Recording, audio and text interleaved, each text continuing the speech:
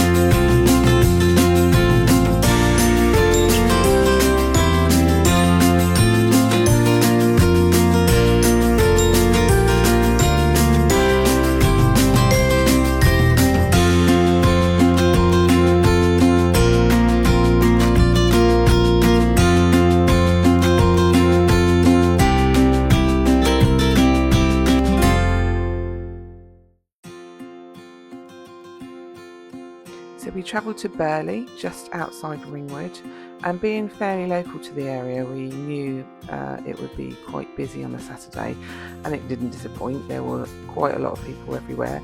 However, it was not difficult to park at all.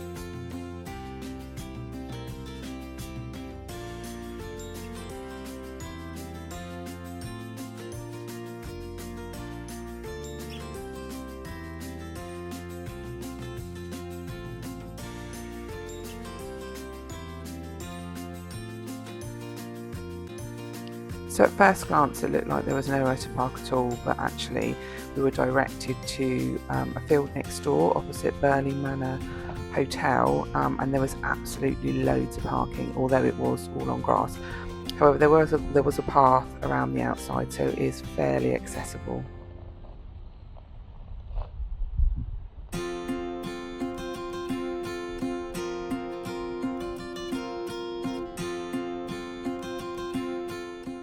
So you can see Burley Manor in the background and the fields all around, and if you're really lucky and it's a bit quieter, you can see herds of deer, and they come really close. The last time we were there they were running around, and we got some excellent photos.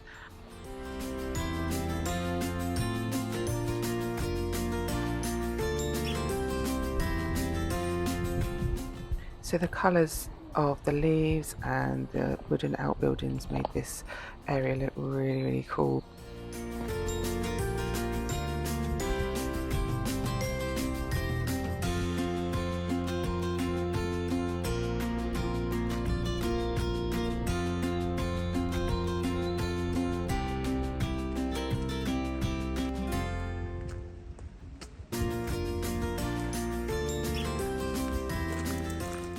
There is a card machine and parking meters in the car parks which you can pay for, and there was also a little guy on the gate that took cash.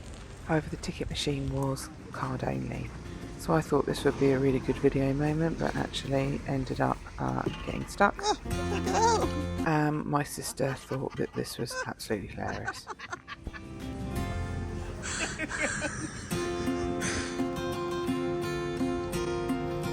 There are some pretty alright public restrooms available just off the car park, and there are Burley wagon rides arranged from the car park as well.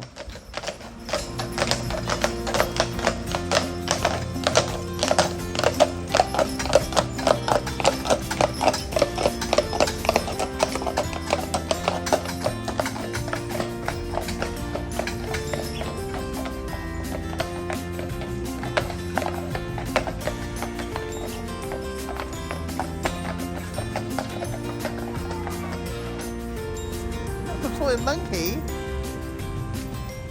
Natalie looking beautiful.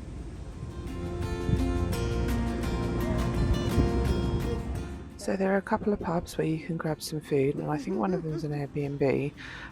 They look pretty packed though, and I think you need a reservation for a Saturday especially.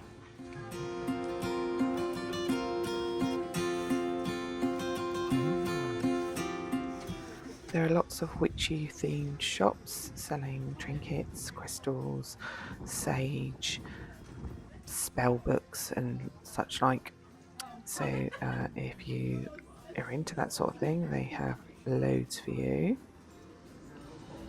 So you may wonder why all the witchy stuff is in Burley, and that is because a lady called Sybil Leek lived in Burley up until the late 1950s. She was a self-proclaimed white witch, and she had a pet jackdaw which she used to walk around with on her shoulder, and his name was Mr. Hotfoot Jackson.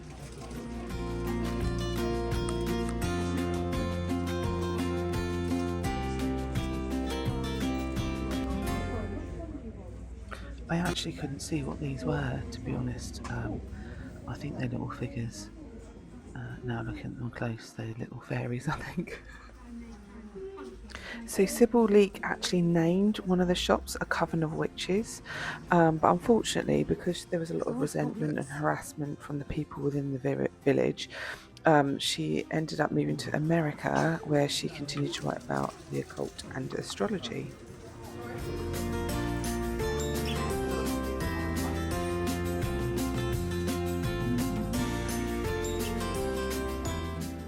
Don't know about you, but I love a crystal, and they had quite a good selection, although some of them I think were probably a little bit more expensive than I normally look at paying.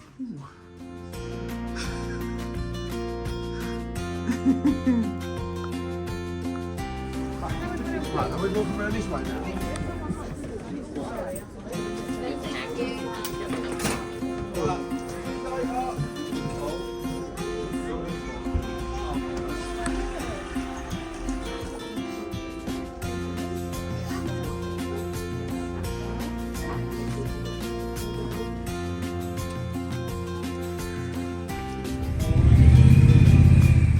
So there was a pretty big cycle hire shop, so there's a lot of cycling in the forest, and actually for £5 for the day parking, and you're right in the forest, it's quite a good place to hire your bikes from.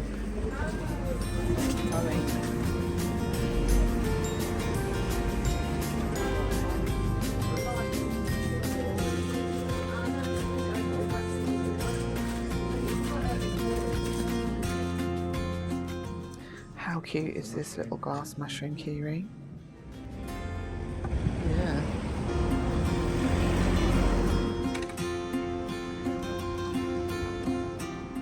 So in the centre of the village you find this little alleyway that leads down to the car park. We missed it on our way up, but we took this as a shortcut on the way back. And down here you have like a fudge shop and an ice cream parlour and little cafes and things. It's really cute. I think there's a little store on the end as well, some places to sit down. It was a really nice area actually. Okay,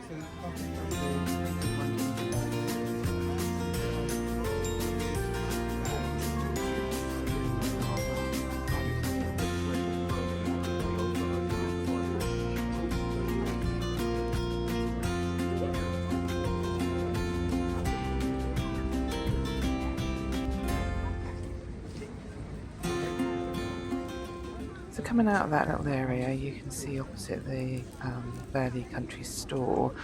Unfortunately, that was shut, and it used to be a really nice little place. You used to get local produce.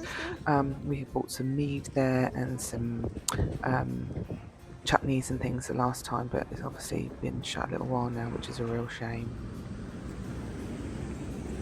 Whilst I like the witchy theme, to be honest, a lot of the little shops are much of a muchness and you see the same sort of thing in each. However, there was a nice little shop, I think it's taken over from the country store, where you could get meats. There was a butcher, some local produce. You could also get New Forest, little tubs of New Forest ice cream, so if you didn't want to have a cone from one of the shops outside, you could get little tubs in there, which was really cute.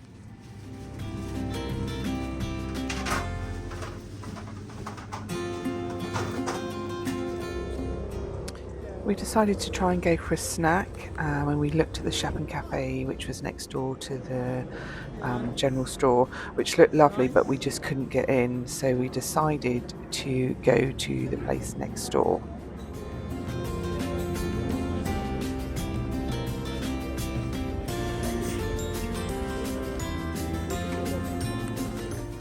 So next door was the old farmhouse. So we had been here quite a while ago, probably about 10 years ago.